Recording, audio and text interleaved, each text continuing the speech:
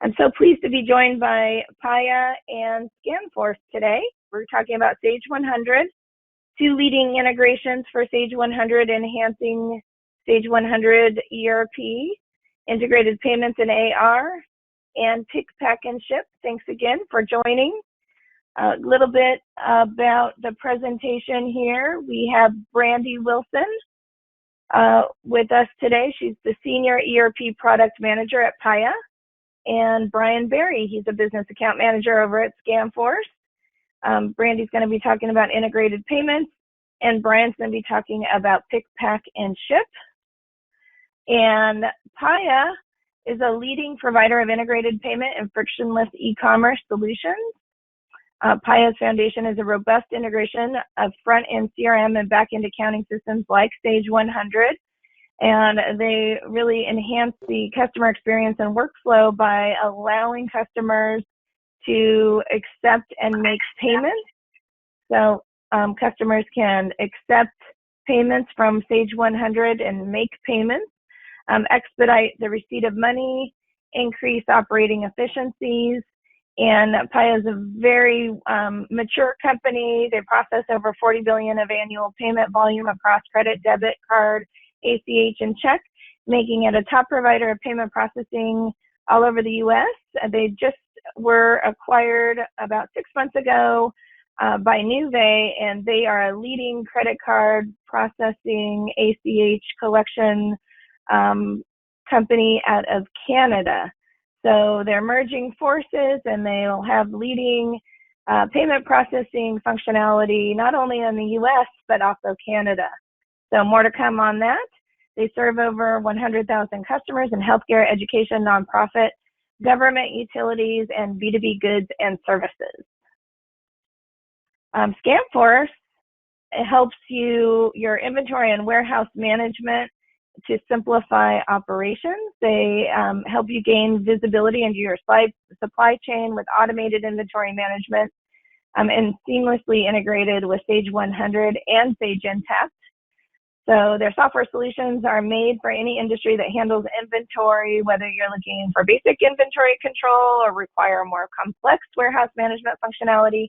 They have a suite of inventory, WMS, manufacturing enhancements that automate mobile sales and enable Sage 100 and Sage Intacct users to leverage that barcoding automation and mobile technologies inside the warehouse to streamline quality control, optimize processes, and increase profitability.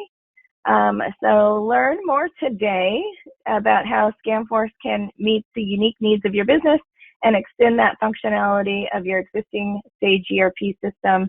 And today we'll be talking about Sage 100. So a little bit about the workflow. We're going to kick it off here with Brandy at Paya. She's going to talk about integrated payments and AR, and when she's through, we will hand it over to Brian, who's going to talk about ScanForce. So Brandy, I'm going to go ahead and hand the control over to you. Awesome. Thanks for the great introduction, Adrienne. Oh, it's my pleasure. Good morning / afternoon, everyone. I'm on the West Coast, so it's still morning here.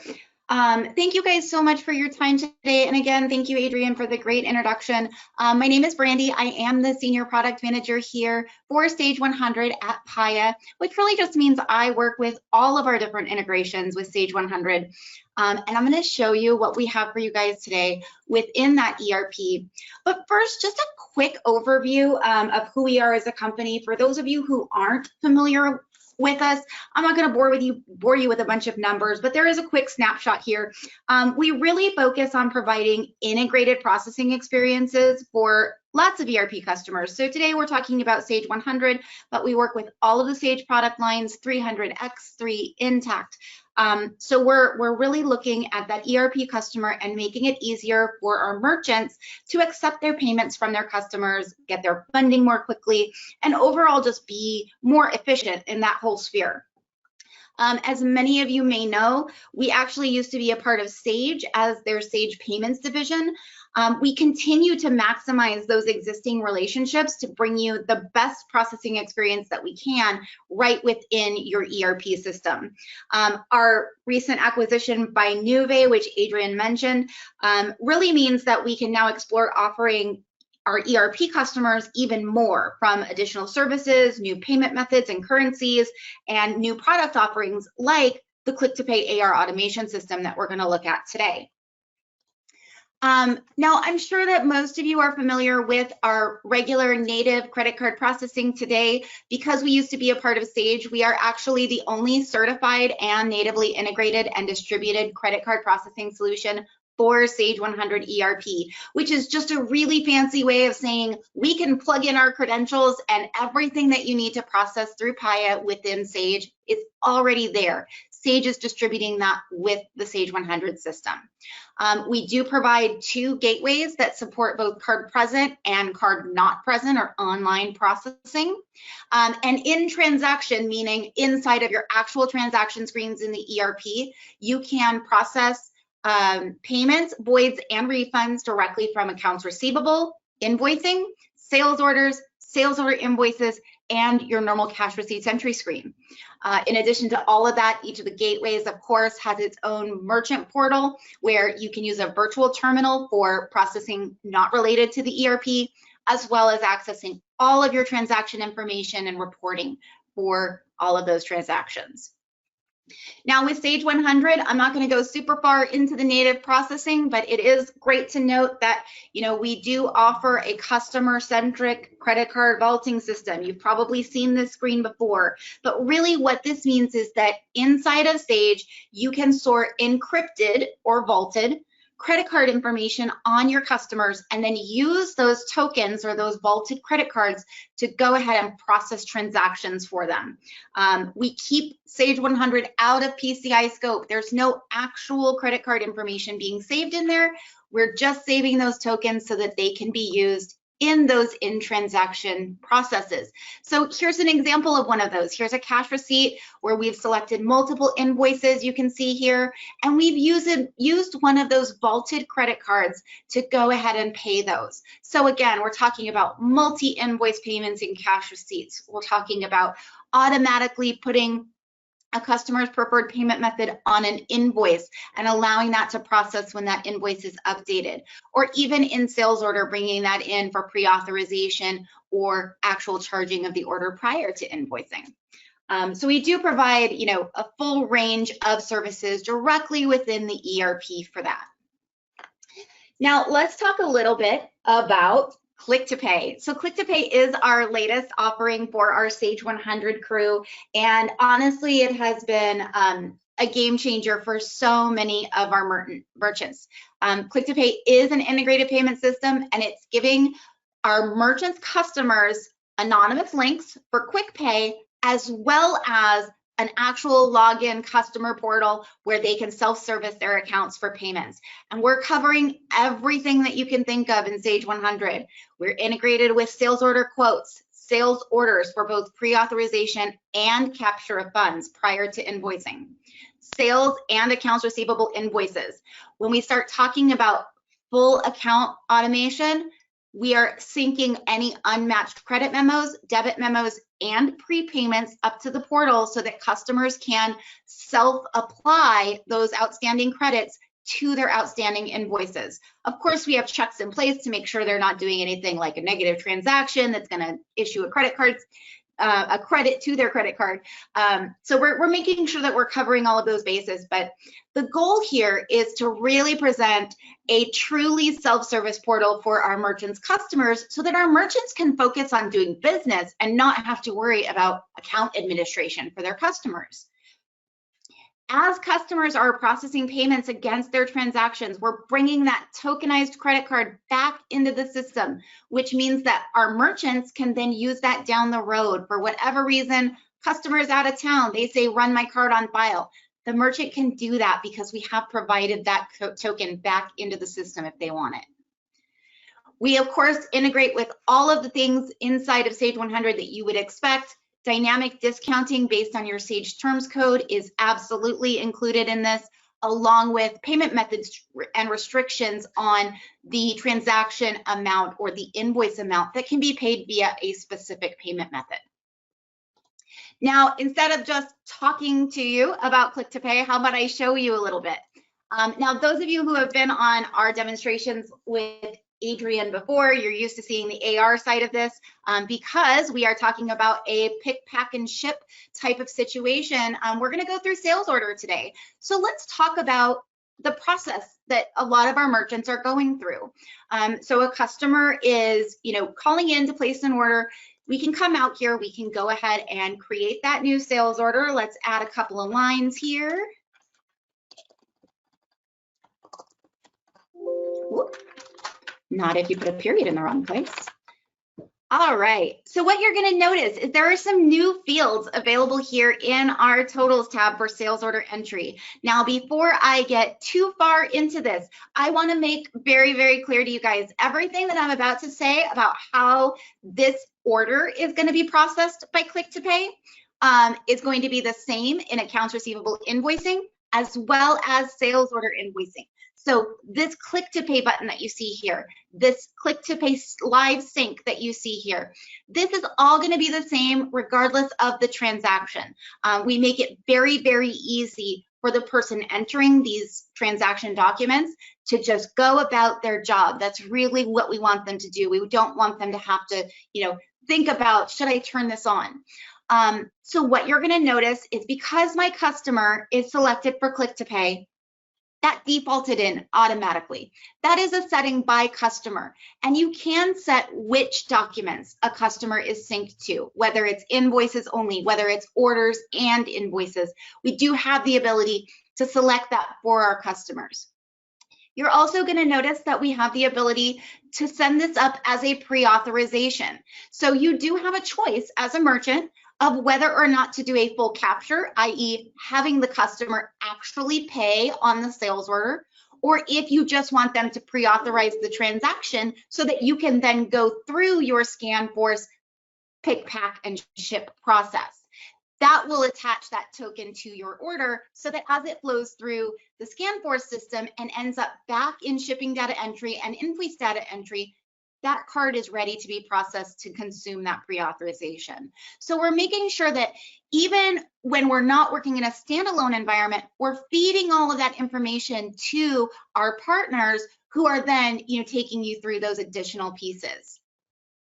Now, in my case, I'm not going to pre-authorize this. I'd like to show you guys the capture. I do have the ability to force send this to Click2Pay, but I don't want you guys to think that you have to do it that way. As an order entry person, I don't want to have to add any steps, obviously. I can just click accept and Click2Pay will do everything that it needs to do, and I can just move on to the next order. Now, for demonstration purposes, I like to send Click2Pay. Now, what's going to happen is a couple of things, and the system is going to do a handful of things that I can never talk fast enough to get through. One, it's going to PDF this order. It's going to use Crystal reports. It's going to use the merchants, Sage 100 Crystal report for sales order. Exactly what you would expect if you printed it out on a printer. It's going to take that PDF, it's going to upload it into Click2Pay, and Click2Pay is going to come back with two pieces of information. One, it's going to come back with an anonymous link. So what you're going to notice is my little red X at the bottom has become a green check mark. When I hover over this, I see a big, long, ugly link, and that is my anonymous link. And it's big and long because it is a randomly generated link. So it's just important to know, the customer never has to see that, but it is the link that's going to allow them to pay this particular order. If we were talking about an invoice, it would be the same. We would just be talking about paying an invoice. The other thing that it's going to do is it is going to give this an online document ID so that we can make sure that as we go through the process that you're about to see, we know every step of the way what's going on with this particular document. If I was to go in and make changes to the lines, Click2Pay would be updated. Even after I have accepted, and if the customer has called us back and made changes, I absolutely can do that. Now, I am going to click accept, because that big, long, anonymous link is what most of our merchants are sending through when they go to do their sales order printing. they're going to actually use paperless office electronic delivery to send that through. Now, I'm not going to make you guys wait while my emails get sent. So I did one this morning. So here's order number 216. So you can see where I've set up my paperless office to send an email to my customer that says, hey, your order is available for online payment. The PDF of this order is attached. I can preview that. It's going to give you that fully fleshed out crystal report if it decides to load that preview. Now, in addition to that, the customer does have the ability to click that Pay Now button. That's going to link to that long anonymous link that's going to allow them to pay that invoice. So I'm actually going to click this for order number 216 here, and I'm going to pull this over. And so you can see here's order number 216. We went ahead and launched that payment link. Now, what the customer is seeing here is my logo, my company name.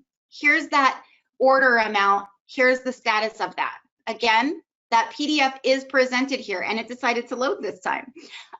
So you can see here, we are constantly presenting the customer with all of this information regarding this order or this invoice, whatever the transaction happens to be. Now, from here, because this is what we call the anonymous link, the customer doesn't have to sign in to anything in order to pay this. They have all the information here. You can see with our premium system, we do allow for a percentage or flat fee recovery associated with either credit card or ACH transactions. And that is dynamic. So the system is double checking all of that as it presents the screen to the customer. The customer can go ahead and enter their credit card or ACH information as well as their billing address, and they will have to pass a CAPTCHA. All of our screens that have any kind of payment information on them will be required to pass a CAPTCHA in order to process anything. Now, I'm not going to process a payment against this because I want to show you guys the Click2Pay portal. So customers do have the ability, if the merchants allow them, to have a Click2Pay portal. And I'm going to give you a quick tour of the portal. I don't want to take up too much time here, but you can see customers can get an account overview and see a breakout of their invoices unpaid, their orders unpaid, their quotes unpaid. They can see their 5 most recent payments here and re-download any receipts that they may need. I can also come over to my payments and see all of my payments that I've run through the Click2Pay system. This is a great research tool for both merchants and customers so that they can do a little bit of self-service. If their AP isn't matching their credit card statement, the customer can come out and look at those transactions and view the individual transaction documents that they paid using those funds. So we're able to see that all the way through. Customers can also maintain their own stored payment types. So ACH, credit cards, they can have as many of these out there as they want. We will not import any of these into the merchant Sage 100 until the customer uses it to pay. So it's important to note that we will bring these tokens back into Sage 100, but not until the customer actually uses it. Now, of course, what everybody wants to see is the My Activity tab. This is where customers can actually come out and start managing their own accounts. And so this is where, we really start saving the merchants time because customers are able to see a look at everything that is going on with their particular account. They can see outstanding balances. They can see balances that are past due. If I had credits or prepayments out here that were ready to be applied, those would be here as well. And then the customers can multi-select those invoices or those credits to offset those invoices and go ahead and apply those through. Everything that gets done in this payment screen will flow through into Sage 100 seamlessly. If you have fee recovery, we're going to make sure that we have accounted for that properly in the GL. If you pay an invoice that has a discount, here's our $100 invoice that actually has a to-pay of 90. We're going to record that into Sage 100 with the discount taken appropriately. So it's just important to note that, in addition to making this easy for the customers to go ahead and pay their invoices and manage their accounts, and we really wanted to make sure that we weren't doing a disservice to the merchants as well, because we want to maintain all of that good accounting that Sage 100 is providing. You can see here, I actually use a saved payment card because I'm logged in as my customer. auto-fills all my information for me, and then I just have to pass that CAPTCHA. I can submit payment, and Click2Pay is going to talk to my PALLET gateway very quickly, and it's going to tell me that that payment was successful. As the customer, I now know that this transaction is complete, and I will receive a customized merchant receipt to my email. The merchant will also receive that particular receipt. I'm actually going to pull that up for you guys here so you can see. It says, hey, customer Brandy, here's your receipt. This is fully customizable, so we keep this pretty tame for you know, our demonstrations, but these are HTML documents. You can absolutely come out here and update these with color, with banners, with clickable links. All of that information is available to the merchants to go ahead and customize this and make sure that it's branded for their customer base. Now, popping back into Sage 100 real quick, I just want to take you guys through how this all comes in. So inside of accounts receivable, there is a new Click2Pay area. I'm going to show you guys the payment screen because I like to break out the different types of things that we see in here. But realistically, merchants do not have to manually select their payments for imports. They can actually just go straight into cash receipts entry and be prompted that says, hey, Click2Pay has some unmatched payments. Do you want to import those in? Yes, great. It'll create those cash receipts for us. But I do like to show what is on this screen. So number one, here's the first one from today. You can see I did a pre-authorization. We do call that out. Obviously, a pre-auth is not going to create a cash receipt. So we want to make sure that you know there's a pre-auth in this batch, and it is going to go against this particular order. So that's order 215, and we'll take a look at that when we go in there. I can see invoice payments as well. So I can see those invoices that I paid prior to our meeting today. And I can come down and see the ones that we just did. What you're going to notice is this came into my Sage 100 really quickly. We are using real-time DLLs to constantly monitor that portal. So it's going to be available as soon as that payment is processed. I'm going to grab these and bring them into my cash receipts screen. And the system's going to tell me if it doesn't like anything, if I have an invoice that wasn't updated. We give very specific messaging for that so that the merchant knows exactly what needs to be done in order to get those into cash receipts. And then as you would expect, if I come out into cash receipts entry, these cash receipts look just like normal credit card posting cash receipts. It's coming in with a credit card deposit amount. It's coming in as a credit card deposit type. And on my lines, I can see those invoices that I paid. Now, let's talk a little bit about that sales order. Because with sales orders, you do have the ability, again, to do a full capture or to go ahead and do a pre-authorization. Now, either one of these is going to feed into the next process that you're going to see with ScanForce seamlessly. So it doesn't matter if we do a payment against it or we do a pre-authorization against it. We're recording all of that information here in the payment tab of the order itself. So all of that information is fully recorded. And when we transfer that into an invoice, whether we do that right now through invoice data entry and selecting the sales order, or whether we send that through ScanForce's pick, pack, and ship process and they bring it into shipping data entry, all of this tokenized information is going to carry forward with the order itself, which means we can either A, actually process and capture that pre-authorization at the end of the sales order update process, sales order invoice update process, or if we've already done the capture, if the customer paid that order in full, we're good to go. They're fully paid, they have picked, packed, and shipped. That payment is still against that invoice. It's now zero balance, and the merchant is ready to move on to the next order. Again, we really wanted to make this really flow along, not just with the standard Sage 100 way of doing things, but also really work into the flows of our partners where we can make sure that we're feeding them the information so that at the end of the day, the merchant is still getting everything taken care of as soon as they update their invoices. Now, I did mention our processing fee recovery. That is part of our premium suite. That is the only thing that we looked at today that was not a part of our standard Click2Pay system. So the premium suite just offers some advanced processing. So our fee recovery, which works inside of the Sage ERP for offline payments, things like wire transfer, as well as Click2Pay or online credit card payments. We do have a notification system where all notifications to a customer come directly from the Click2Pay system. That includes new transaction documents posting to the customer system, changes to those transaction documents. Since Click2Pay has two-way communication with Sage, once an invoice is updated, it can still be changed within the Sage 100 system using your normal accounting practices, things like adjustments. That's going to go ahead and update Click2Pay as well.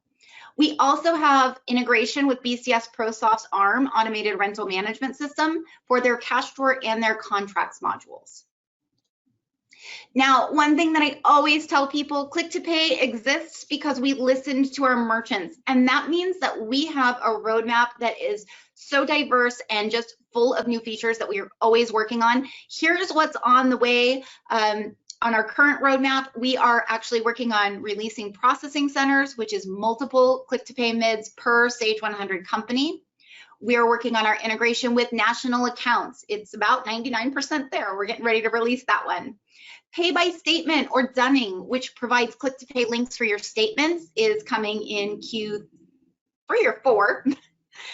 Recurring payments or subscriptions are going to be set up as well, along with a customer preferred payment sync, which will really allow us to attach that token and run that payment on their preferred method quickly and easily.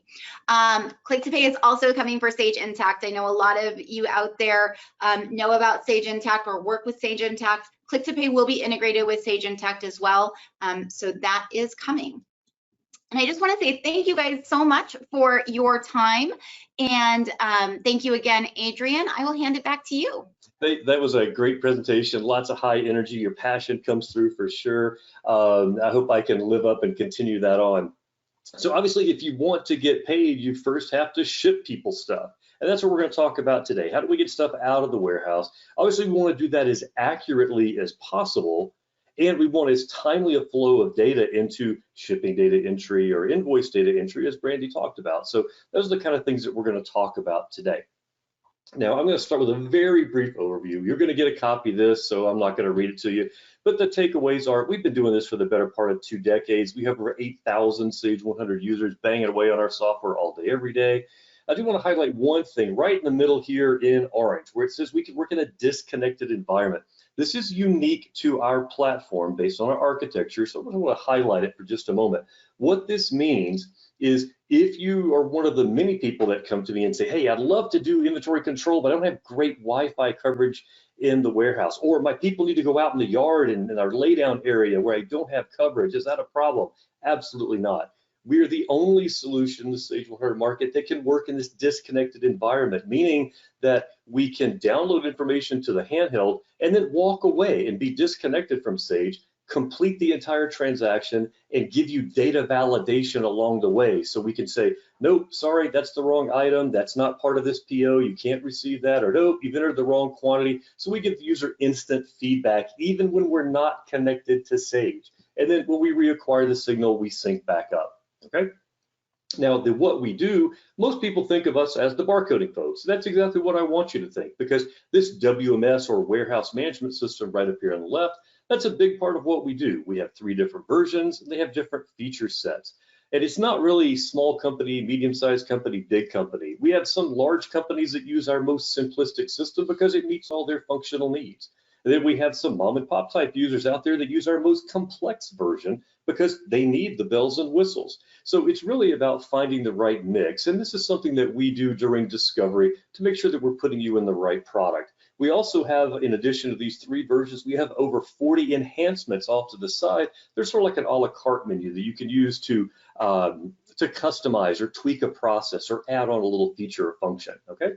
Now, we have label printing because if you're talking about a barcoding system, you've got to have a barcode on there to scan it, right? And barcodes drive any sort of warehouse management system.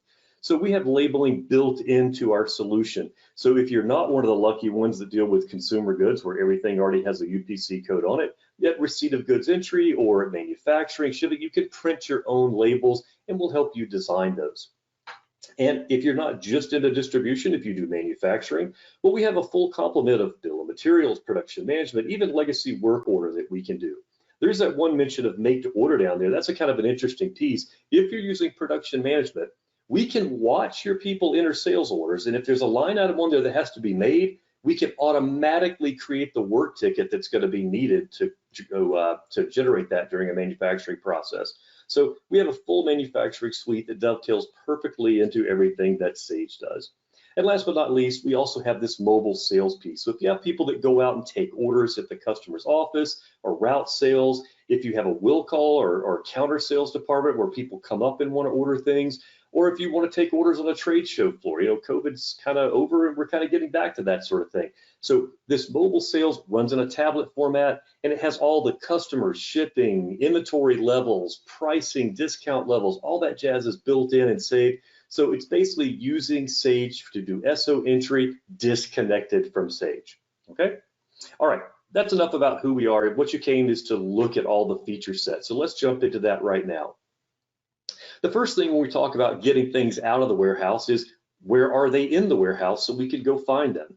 And multi-bin is a great extension to what Sage does. Sage gives you one location code for every item code, but that's not enough for everybody. You may have a picking location, an overflow. You may have cases in one place and onesie-twosies in another place. So we wrote this multi-bin solution that is an overlay on top of Sage inventory that allows you to see this type of view. I've got one item, my orange widget in one warehouse. Look at all the locations where they exist and all the different quantities that we can show. I've got 10 sitting in the receiving dock that just came in. I've got some that are staged, ready to go out. I've got some sitting in an overstock, maybe a high shelf or something like that. And then I've got a couple of picking locations. I can even show individual pallets and how many on a pallet and where those pallets are sitting. So this multi-bin is an additional layer on top of Sage inventory that some people need, not everybody. We wrote it so it's completely integrated into our WMS if it's something you'd like to use, okay? So whether you are or you aren't, one of the questions that's going to be asked is, how do I create a reservation for specific inventory in the system? Well, we have this built in, it's called auto allocations. And when you hear allocation, think reservation, okay? So you enter an order and you run a reserve inventory. Now, most people, by and large, they run a FIFO inventory. So that's the example I have on the screen here, but I know not everybody does. So we're gonna give you numerous business rules that you can use to set up. And basically when you define this business rule, that turns on things in our system. It tells it how to create the reservation. If it's FIFO, we wanna ship the oldest stuff.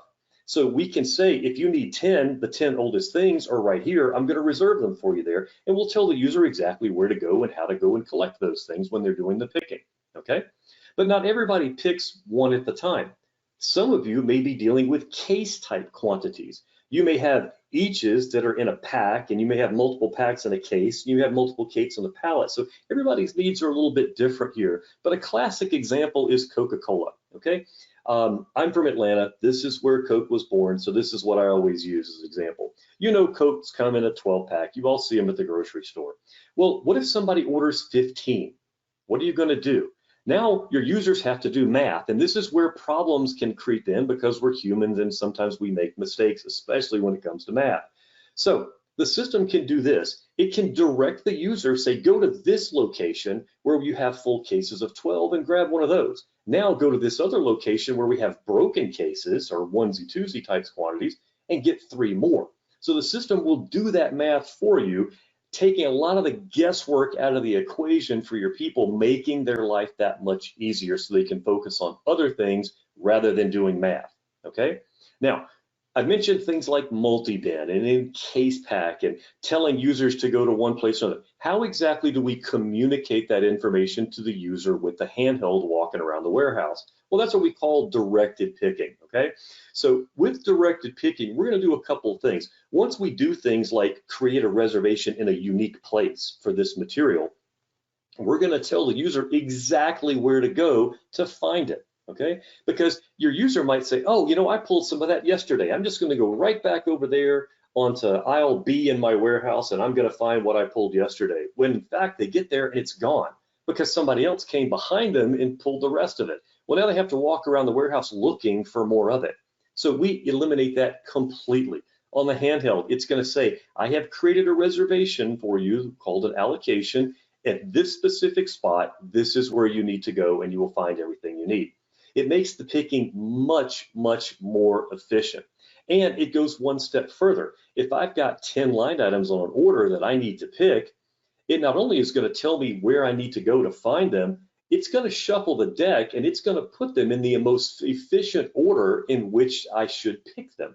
In other words, if the first line item on the order is on aisle A in my warehouse and the second line item is on aisle F, okay? Well, guess what? The third line item may be back on aisle A again. Well, if my user goes to aisle A, then do we want them to walk to F and then back to A again? That's inefficient. A lot of wasted time and wasted money in footsteps. We eliminate that through directed picking. There's an algorithm that's going to run that's going to say, you know what? Even though line item 1 and line item 3 aren't right next to each other on the order, they're right next to each other on the shelf. So let's get them all while we're here. Then it will tell your user to walk around to aisle F and get the next thing they leave. That's efficiency. That's not wasting time. That's allowing you to do more with the people that you have. Ever since COVID, people have always said, I still have trouble getting people to come to work and I can't find enough people. I have to keep raising the hourly rate. Am I gonna have to buy another warm body just to get through the quantity that I have? Well, let's make the people that you have, the people that are already trained, let's make them all more efficient. And then when we have to add somebody new that comes in that doesn't have the entire warehouse memorized like everybody else, wouldn't it be nice if the handheld just said, go to aisle A, rack 4, shelf 2, that's where it is.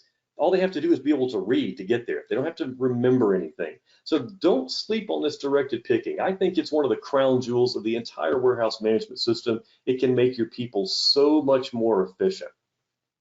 And speaking of efficiencies, shipping in pallet level quantities is really efficient. You pick up one thing and all of a sudden you've moved 50 things. They're all shrink wrapped together. But how do you convey that information back to Sage? And do you have to open the shrink wrap before you ship it to count and collect and make sure you know all the parts and pieces? And heaven forbid there are lot numbers or serial numbers in there, because now you got to look at every box and figure out what serial number or lot number you're shipping. Wouldn't it be easy when you're building the pallet, whether it's one like item or 50 different items, to just tell Sage, this is all the stuff that's here, shrink wrap it, let's slap a label on there and call it pallet number 1001. Now, I can put that on a shelf, even if there's 50 different things on there, put it on a shelf, let it sit for 6 months. When the customer calls and says, I'm ready to release that order, all we have to do is scan the barcode on the outside of the shrink wrap that says, this is pallet number 1001. Sage already knows everything that's in it. You can ship it in totality with one barcode scan. Now, you talk about efficiency and time savings, this is huge. So I do hope that if you do anything with regarding pallets, I hope that you'll talk to whoever your Sage reseller partner is, let them get in touch with me. I'll be the one that has a one-on-one conversation with you and we can talk through your unique situations, okay? Now, when we're getting ready to go out the door, some of you may have heard of StarShip, others may not. StarShip is a third-party vendor in the Sage 100 world, and they plug in and allow you to do things like rate shopping and printing shipping labels and handle your UPS and your FedEx shipments and things of that nature. And the way it's always worked is we collect the data on the handheld and then we send it through to shipping data entry. Then your user would go and log into a PC and they'd go into StarShip, they'd navigate through, select the order, find the right transaction, hit the button and spit out the labels. Your user would then take those back to wherever the boxes are and hope they put them on the right boxes, because maybe they've already taped them up and they can't remember. We're just kind of hoping they get it right, okay? So it's always worked. So we figured there's gotta be a better way. So we got together with the folks at StarShip and we built a better mousetrap. We have developed a full integration to them. This is unique to us. This is something that we wrote specifically with them. And what happens is this. When you're doing the pick, pack, ship on our handheld, which I'm going to show you in just a moment, you're going to get an extra screen that props up that looks like this. See, I'm in sales order shipping right now on the handheld here. This is going to pop up, and for package number 1, like box number 1, it's going to ask for the weight. And then you're going to get a drop down. It's kind of hard to see, but this is a drop down, and it's going to ask you what type of package you're putting these in, okay? And this is keyed off the ship via. So if it's a UPS versus a FedEx, it's going to give you the appropriate box sizes for that carrier, okay? And when they select it, it will populate these dimensions down here, okay? Now, we're going to send that instantly to StarShip, and they will instantly spit out shipping labels that look like this. So no more do you have to leave and go log into a system. We've just built that in and completely cut out the middleman. So now while I have my hands on this box, my label is spitting out right there. And we can get real fancy if you want to, and you can have a mobile printer with a battery, and this can print out on your belt or on a shoulder strap. So you don't even have to leave and walk to a station where you're getting those labels. They can print out on your hip so you can label them instantly, okay? Now that's really, really super efficient. That's kind of the core of everything that we're trying to do here. Now, some other things that I want to mention to you just in brief, things like split picking.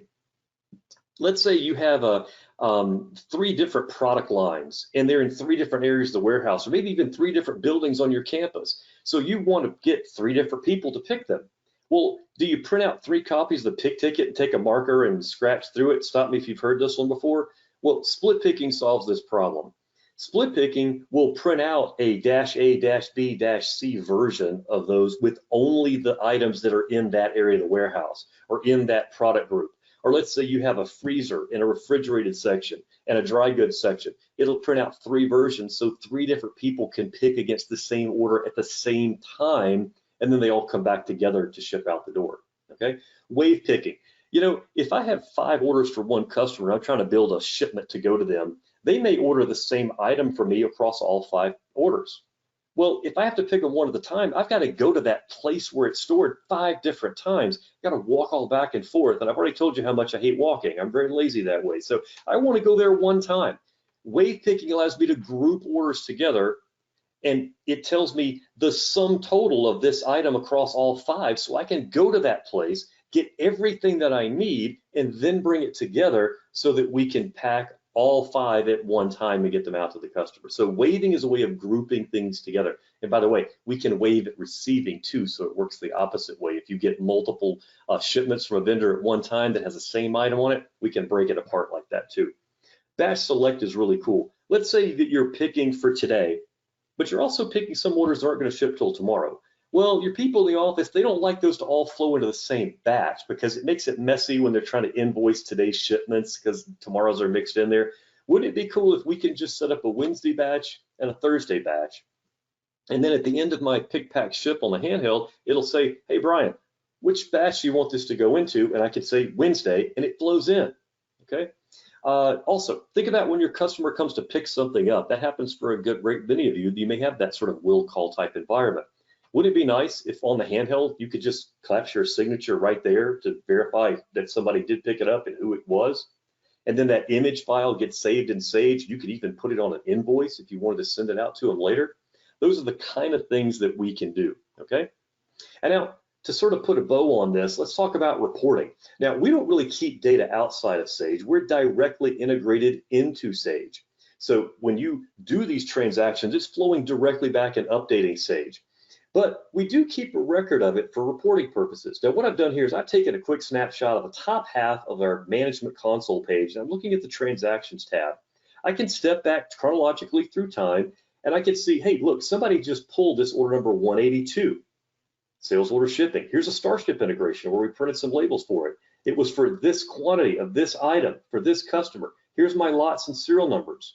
And then somebody else did a physical count against these items. And somebody else did a receiving function against this purchase order. And here's the items and the quantities and the vendor and the lots or the serials.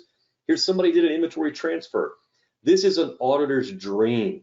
If somebody ever has a question about a lot number or serial number, you just type it in here and you can see instantly everything that ever happened to it from the time that it was born into your warehouse, whether it was received or you made it, and if it got moved from point A to point B, if you did a physical inventory, if something got moved for a further manufacturing step, and part of it got shipped out as an end product, you can see it all on the screen at one time just by a quick search, okay? Now, let's go in and do a really quick demo here. Now, I've shown you and talked to you about a lot of different options, okay? This is how we translate those options to the warehouse floor. This is a prototypical type scanner, and we can pop up alphanumeric keypads or numeric only keypads as needed. It's a really rugged device. It's built to be dropped, multiple drops to concrete, sealed for rain and dust. It'll operate at long temperature ranges. Pull the trigger, barcode scans, comes right out the top, okay? Now this is what our screen looks like running on that device. Now we have a lot of different types of devices. That one's just kind of prototypical for what we use. Now we do have two different options when it comes to getting stuff out the door. We call it the one-step method and the two-step method. The one-step method is we use this SO shipping tab for, okay? That's basically like one order at a time, one pick ticket, one person, and I let them pick everything and get it all out the door. But sometimes you may want to have multiple people picking at once. That's split picking. Or you may be picking multiple orders at one time. That's wave picking. So sometimes you may want to pick and stage because you're not ready to ship. You want to stage it, and then later when the truck arrives, it's right there by the dock. It's really easy to get it all loaded. Or maybe you've got 10 line items that you need to get out the door, and one of them is still hung up in manufacturing. Well, let's go ahead and pick 9 that are ready, stage it by the shipping area, and then when the 10th item comes out of production, it's really simple. Marry that up, and you can get it out the door really quick. So if you want to break the process into picking and packing, we can do that. So SO shipping one step becomes two-step pick and pack. All right, that's what I want to show you today. Now, I told you a lot about a lot of bells and whistles. If I showed you all those, we'd be here for an hour, and you didn't devote that much time today. So I'm going to show you a very simple, basic transaction. This is the framework upon which all the other things are added on and built. So this is the basics, and then we can add on the others if we piqued your interest there. So I'm going to go into SO picking, and I have a sales order number 200 out there. Now, I can print a barcode on the pick ticket and just scan that document, and I can get right into that. See that little loading box? That's where I download all the information to the handheld. Now I can work disconnected if I need to, okay? So I don't have to be connected to Sage or any sort of external table. This is what we're seeing here is directed picking that I mentioned to you before, where it's telling me I need to go to aisle A, rack 100, bin 10. And there, Mr. Picker, I have reserved 10 of this item 1901, my orange widget, okay? And then we're gonna loop around to aisle B, and we're gonna go to B100, bin 30, and I have reserved 6 of this item, which happens to be allotted widget, because I want you to see a little bit of what it looks like if you're picking a onesie-twosie type item versus allotted item, okay?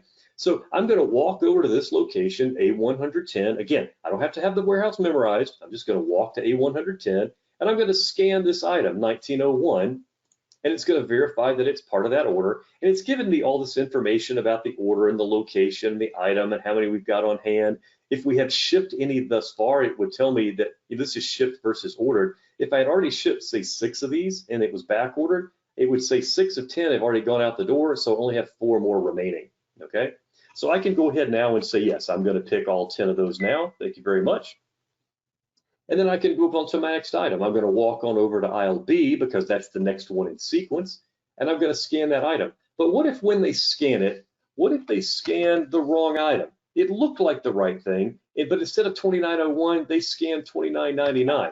Well, the system's gonna kick that out instantly. It's gonna give them instant feedback and say no. Even if it's like a left bracket, right bracket kind of thing, they look almost identical, they're just slightly different, but the barcode always knows and the barcode never lies. That's why we love them so much, okay?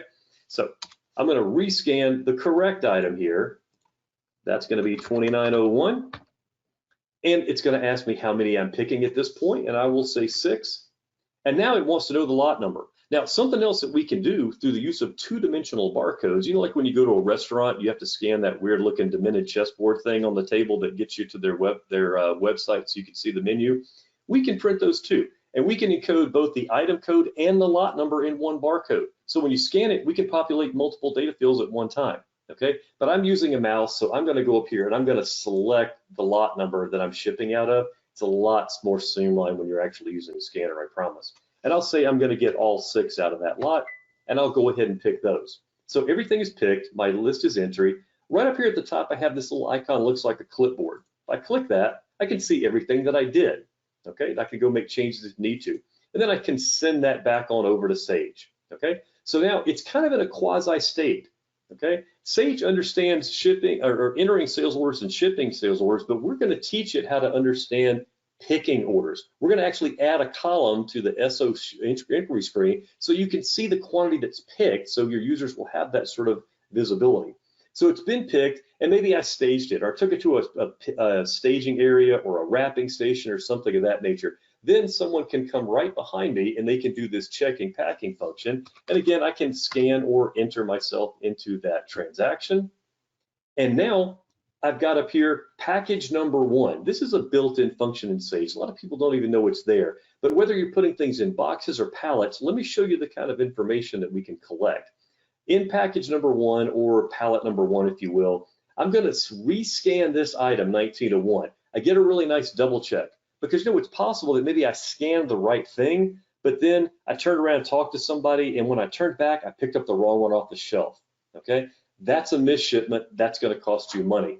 This will stop misshipments right here because you're going to get a double check on that item, and you're going to double check the quantity and say, yep, they pulled all 10.